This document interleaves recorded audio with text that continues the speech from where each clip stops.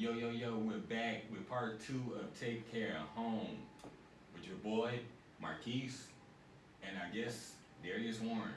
Hey, what's going on, world? Now, as we left off, we were talking about, what were we talking about? The man protecting the home and, how does the structure go about being a home and what are our responsibilities and roles? That's what I believe we left off at. So basically, the toughest thing about, in my opinion, about being a husband is, at least for me, you don't want to be caught making mistakes. But you know it's going to happen. So for me, it's learning how to, I never had a problem with saying that I messed up. I'm sorry. Just, learn to bounce back from it. But let me ask you this, how do you handle that? You ever seen the movie The Godfather? Not fully through, no. If anybody, Godfather is one of my favorite movies of all time.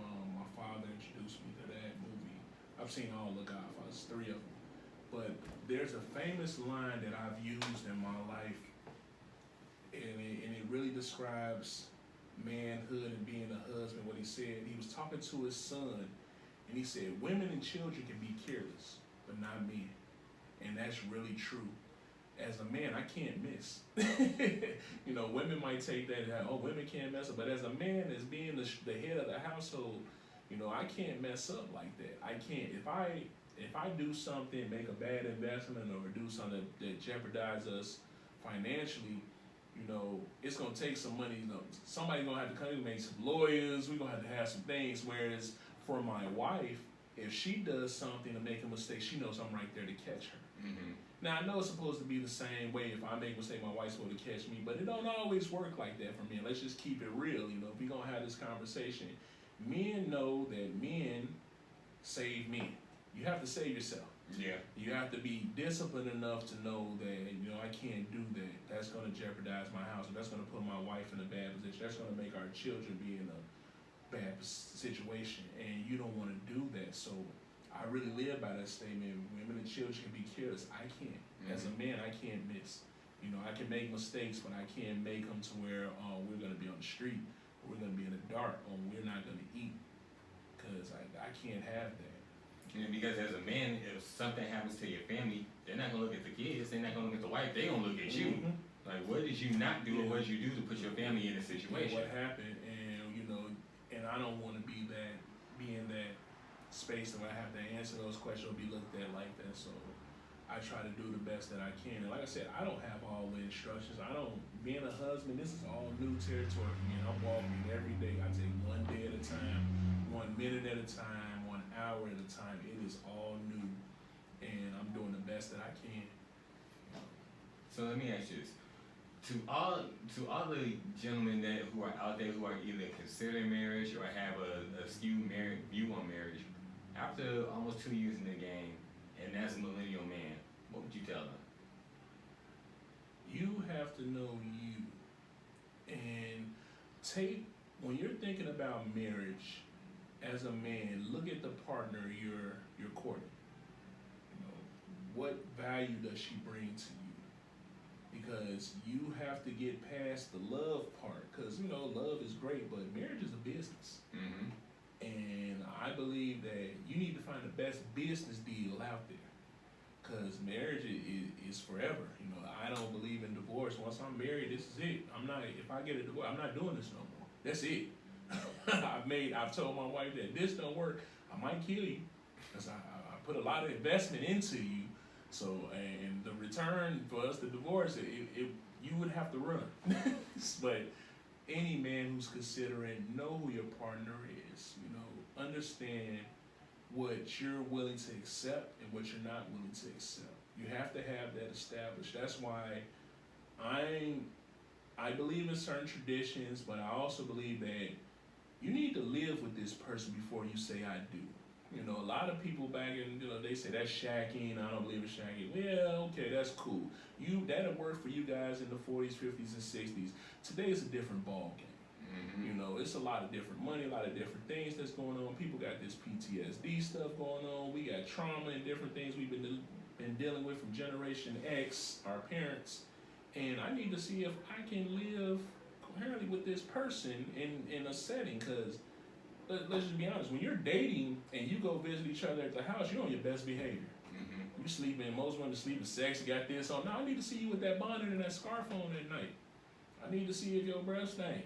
You know, what type of opera, do you snore? I was just about to say that. I might roll up far in my sleep. That might scare you.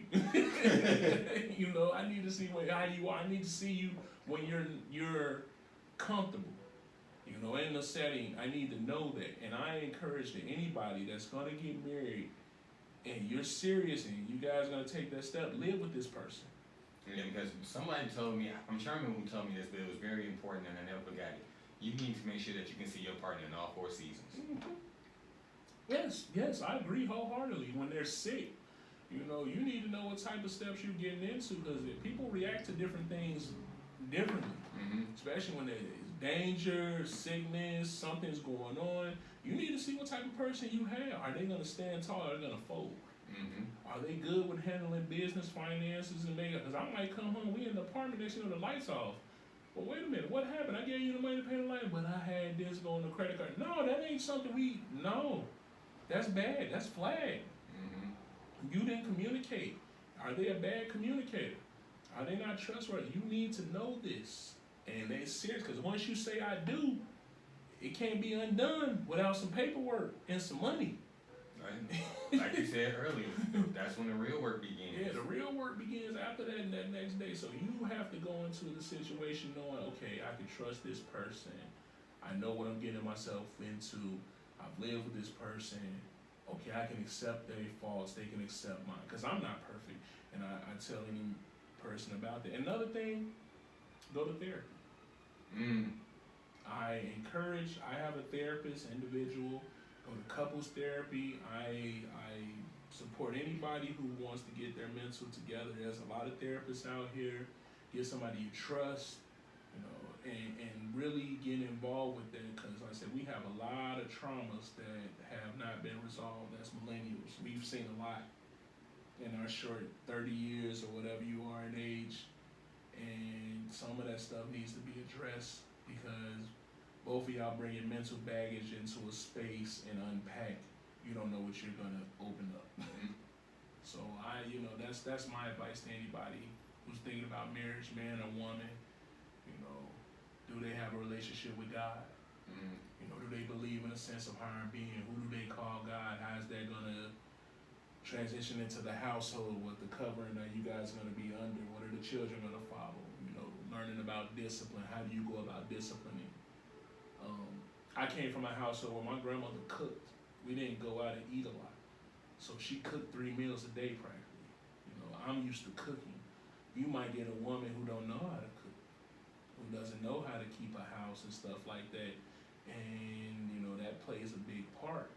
So my wife, she knows how to cook. Of course, I know how to cook, and that's why we alternate cooking too at our house.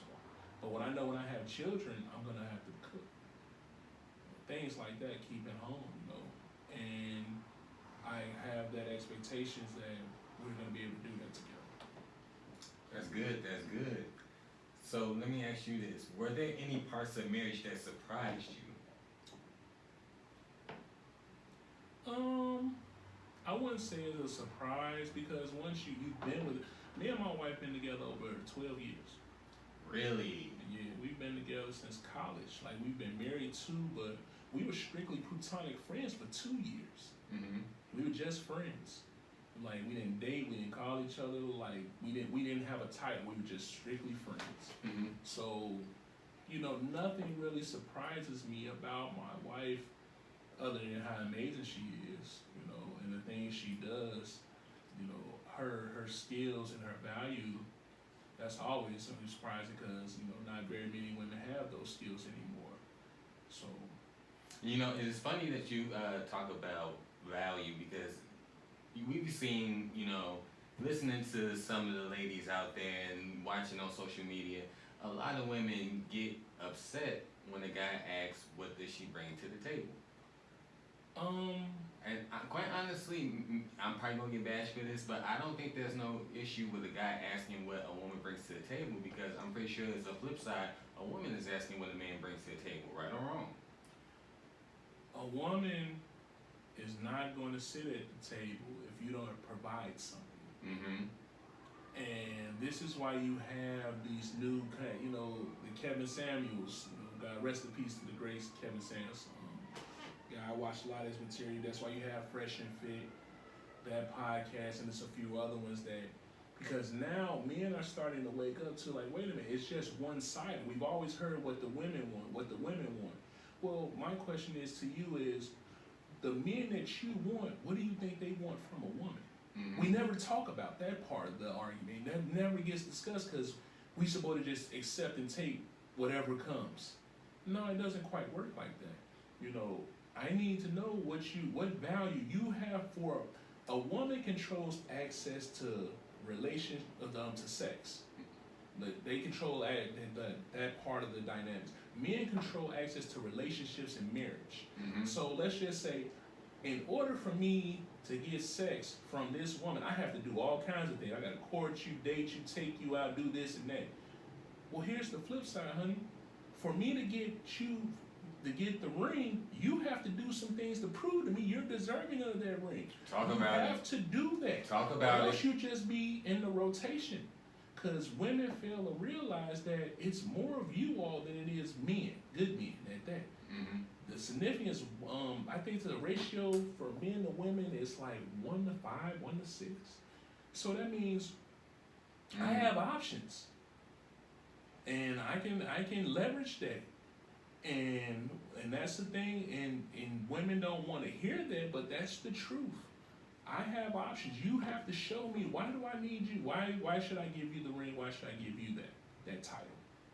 And you can accept, and if you don't accept the program or what my expectations are, I can move on.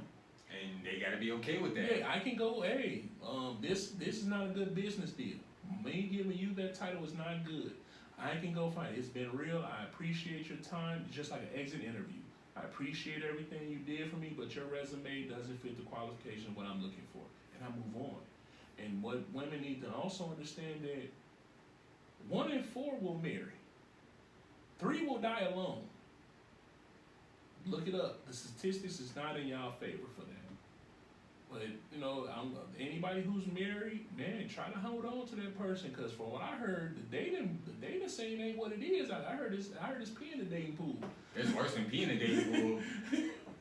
Ugh. From what I've been hearing, I'm glad that we got out. Yeah, I applaud anybody who's out there, and you're really trying to make it happen, but you have to really look at, there's a time frame.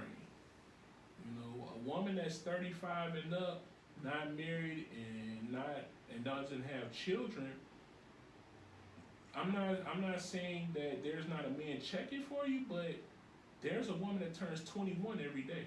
I was just about to go there. You have to accept that you're in competition at 30 plus years old with a woman that turns 21. And a man, overall majority of men want a younger woman. Mm-hmm. We want the woman that's between the ages of 21, 25, 27 too. And if you really wanted to push it, somebody gonna say this is kind of 18 is grown. I'm not one, but once she comes to 18, she's an adult. So now you have to look at it like that. If I'm 28, because I've seen it, and before you bash me, a lot of you women was getting in high school at 16 years old getting picked up by somebody down the street, because I've seen it at many of high schools. I see it today. So before you say that, remember where you came from, because y'all was them girls that was sitting there saying, I'm 15 years old, I still got Grand Theft Auto posters in my room talking about I ain't got nothing because I'm trying to compete with a 26-year-old man. I can't compete with that. I got a PS2. And then when you get older, them same women are now trying to look at you and trying to get you play when y'all were the same age and y'all were younger. Got 3 kids, 4 baby daddies. I know that math ain't right, but it's just how I'm saying. Like, they want you to come make it better, and it's like, no. So, women need to understand that. I want everybody, but statistically, the biggest lie that's being told is there's somebody out there for everybody. No, it's not. It's not. Statistically, it's not. People are gonna die alone. Not everybody's gonna get married. Not everybody's gonna have their own person. Because statistically, it's not enough. It's not enough men. You know, so you have to accept that. And you have to accept that. Yeah, I set the table again for you. If you're 35, and let's just say your mom is 58, I guess that's good. Do you know, and if she's single, you know y'all both looking at the same man? Y'all in competition with each other? Think about it. Your mom, you're looking for a man in his late 20s, early 30s. Your mom's looking at the same person. She don't want no old guy. What's she gonna do with him? She's looking for a guy. So y'all out there in the same, looking at the same guy. Y'all in competition. Plus you got the 21-year-old girl. And the guy, like a guy, is noticing like I got options. I can mess with this mom over here. I can mess with the daughter over here, and then there's a 21-year-old over there. I don't have to settle for this. You can talk all this and say what you want, but I can keep moving.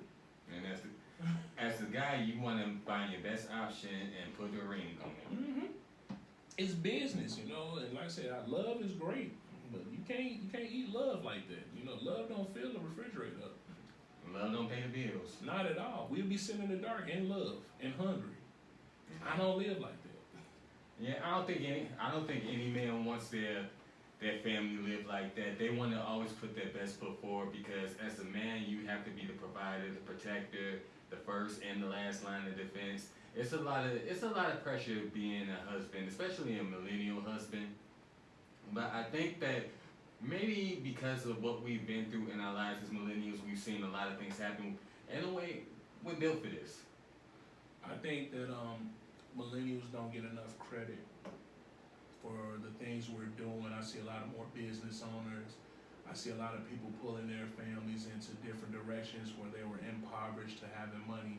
I applaud millennials every day I get a chance because we've been through a lot.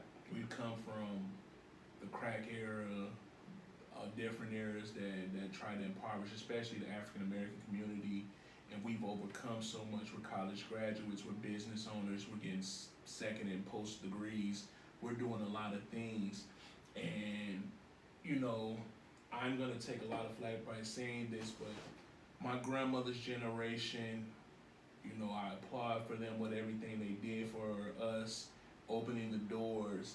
But, you know, one aspect that I think they went about incorrectly, and even Martin Luther King said this in his later years, you know, they fought for a seat at the oppressor's table. I'm a proud millennial saying that I'm glad we're building our own table. Mm-hmm. And I want us to keep going in that direction because we have to level the playing field. We can't just keep going to the outside of our communities to spend that dollar, the black dollar, because it's not circulating with us. I'm so proud of my friends who have businesses that I can support with my money, you know, and I can keep that dollar circulating within our community. And if we get out of that me mindset of just, you know, not helping, we don't want to support each other, we can go so much further. You know, the Black Wall Street existed for a reason. Why we don't have that today is mind-blowing. But I think we're on the right path now to restructure. I agree with that because I've seen in bits and pieces throughout my life where it was like, okay, we can do this on this grand scale. You know how much stuff we could accomplish. But everybody wants to be the boss. Nobody wants to be the worker. Like, not, you get so many people saying, I'll get an LLC, you can be this. Not everybody's cut out to be the boss. You gotta have some workers. If everybody the boss, we're gonna do the work. True. You know, everybody's not cut. Like, I'm good at both. I can do the work. I can be in charge. And I like being in the mix of it. I like being on the ground. Like, I think more of like a soldier than a leader. I think Jay-Z said that line. And I understand why. Because you have to, if you're from the bottom and you see, so when you get to the top, you already know how the bottom feels and how they think. So it puts you in a different mindset as the boss. Now you know how to maneuver. You can maneuver people. Same thing I did at Stevenson when I was in charge there with you guys. Mm-hmm. I started from the bottom, worked my way up. So now I know how to manage people, how to get things done, how to harness people's potential and get them to do the things that I need to do so we can have a successful operation. And it works the same way in a household. Same way in the household. You got to pick your wife's talents You gotta know you gotta recognize her talents, recognize her value, and you know how to use them. Mm-hmm. Just like she's already sized, women have sized you up like the Terminator. You ever seen the Terminator when they go into that vision? Yeah, they tell you, yeah. Women got that down pat. Mm-hmm. They know. And my wife knows me. And she sized me up. She knows what buttons to push. She knows what buttons not to push. She knows where I'm great at. She knows where I lack at. And that's a great partner. Mm-hmm. Because she feels where I lack at, and I'm the same with her. You know, but that's one of the things that I love about marriage. It's not just you handling everything. You have a partner. You know, and I kind of take this aspect in marriage is that we're not exactly partners. We're teammates. Help me. We're team. I like teammates Mm-hmm. because we're on the same team, you know, and we're trying to accomplish the goal. Because, you know, marriage isn't really 50-50, Mm-hmm. you know, because I'm not good at certain things and she is, and it's not really, but ultimately, who makes the final decision? Who's the head of the household? The husband. The husband is, and a lot of women don't want to hear that because when you say submissive, it's submissive. I'm a slave. No, it's not a slave. Because I have to submit to you some things for you, and I have to be there. So if we were equal, who goes to the bump in the night? You hear something fall in the basement or somebody break in. We're equals. It's your turn. I did that yesterday. You go down there and deal with that. No, that ain't gonna happen. So when women say that we're equals, okay, we're equal. Here go the gun. The guy's breaking in downstairs waiting when the police get here. And No, it's not gonna happen. That's not how that works. So we're not equals. We're teammates. Mm-hmm. And I'm the coach. I'm the owner and the coach. You the assistant coach. Let's just play our roles. You know, but that's not going to say that I'm not going to go to my wife and get her opinion on anything. I don't make decisions without my wife. Oh, trust me, because I definitely value my wife's opinion. Yeah, I value, and I tell her that on the basis. So a good wife is going to guide you in the right direction. Now you made the decision, but she's not going to put you in a situation. A good wife, where it's going to put y'all in some place that you don't need to be in. So yes, I counsel with my wife first, and then I take that and I get. You know, what are we gonna do? So you have to counsel with your wife, and even it talks about that in the book. You know, so you have to do that. I value my wife's opinion. I value her time, so I'm gonna always talk to her and see what we get some perspective. Cause Ronette used the song the other day. You Made Me Better with Fabulous and Neo. mm-hmm. Shout out to my number one, my ace still, Ronnie. Thank you. How much you mean to me. Yeah. You know, with my wife, there's so much I can say about it. Like, yeah, both of y'all agree. You had to go there. Yeah, always, man. You know, No. I feel about y'all. No, but you know, it didn't take me long to get used to saying, "Let me check with my wife first. Let me check." Oh man, that's a beautiful thing. Yeah, that's Take that's basically saying hell no. That's my wife. Knowing I ain't going. But you know, it was some things that I definitely had to learn. First of all, like I said, I always value her opinion and make sure that when I need an advice about something, or it's something that not just affects me but affects the household like directly, I'm like, okay, look, I'm not trying to set us up. Let me see what she says. If she has an idea that I didn't think of, something, a different perspective that I wasn't considering, I'm like, okay. You know, it definitely makes making decisions easier. Oh yeah, because women have great perspective on things, and they might be strong in that field. Like my wife is a behind the scenes type of person. She gets things. She's very good at logistics and getting things done, and that's very good for me because I'm good at logistics also. But organizing, that's her strong point. And me getting it done, that's me. I'm gonna get it done. So like I think that really balances us out. And when you have a good woman like that, man, you value her, you take care of her. That's why my wife she's spoiled. Yeah, she's spoiled. My wife's nickname is the Chase Card Assassin. She knows how to get that about without even, and she does it without a gun. It's just them glasses and a smile. Hi, hey. Hey, look, don't feel bad because my wife got them pretty brown eyes. They can get me to do anything. And me doing our damn motherfucker drive over a cliff at full speed. My wife be having me. Alright, you got me. How much is it gonna cost? Yeah, so I love that. I love that lady. I love Mrs. Warren. You know, I gotta say about not just our wives, but a lot of black women in general that I've come to love. They can see and call BS 3, 4, 5 miles away. I agree with you. I love it. Some of my closest friends are women. Like Charlotte, Ronette, Juju, the Dominique. My closest friend, like I talk to Dominique and the Shay. Like my closest friends, like in my council are women. And my wife knows all these people, so I'm not saying nothing that my wife don't know, because they're at all my events. Like my closest brothers are always there. One or two of them are missing now, Collins and my boy Q. I miss y'all dearly. But you know, I take a lot of counsel from women, and I understand that because I was raised by a woman. So ultimately, I get a lot of wisdom from my grandmother, who she'll be 97 in another month and a half. Yeah, so I get a lot of counsel from that. But my closest friends are females, and I value their opinions. I value their time and growth that they've had, shared with me. Yeah, a lot of my closest friends are women. Of course, my wife, Ronette, Kiki, Jackie, Shay. They definitely give me a lot of great perspective, and I feel like it makes me more sensitive as a man, and there's nothing wrong with that. It's another sister that I've grown to talk to a lot more, Sheena Shaw. Sheena, the Delta, and it's funny because in college we didn't like each other. I don't know what I did, or maybe she did. I don't know what it was, but we didn't talk to each other. I've grown to watch her be a mother, the things she's done, her Ashley and Raven too. The things that she's done is really great and fantastic. Watch her grow, and I pray that she was at my wedding too. I pray that she finds a fantastic husband because she's very deserving. I pray that she finds her person because she has a lot of great qualities, and she's more than deserving.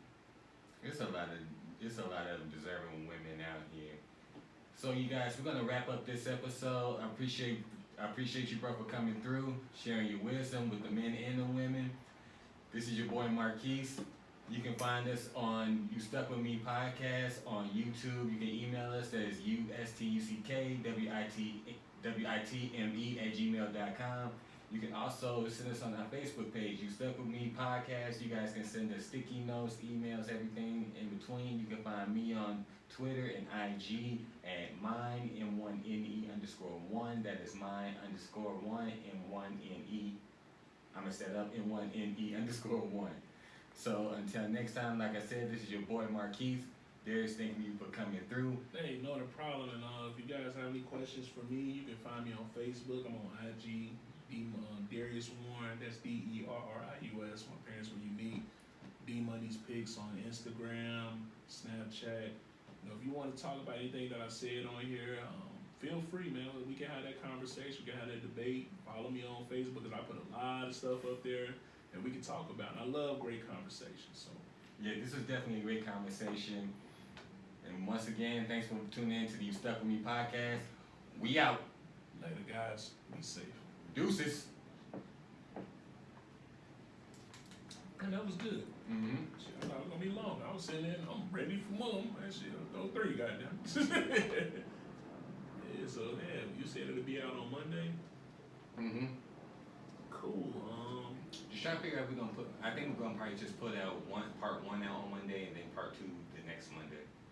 Okay. I'm good because I would like to hear myself and see what I was saying. I critique myself. I watched that Wine and Girl. I didn't give them a shout out.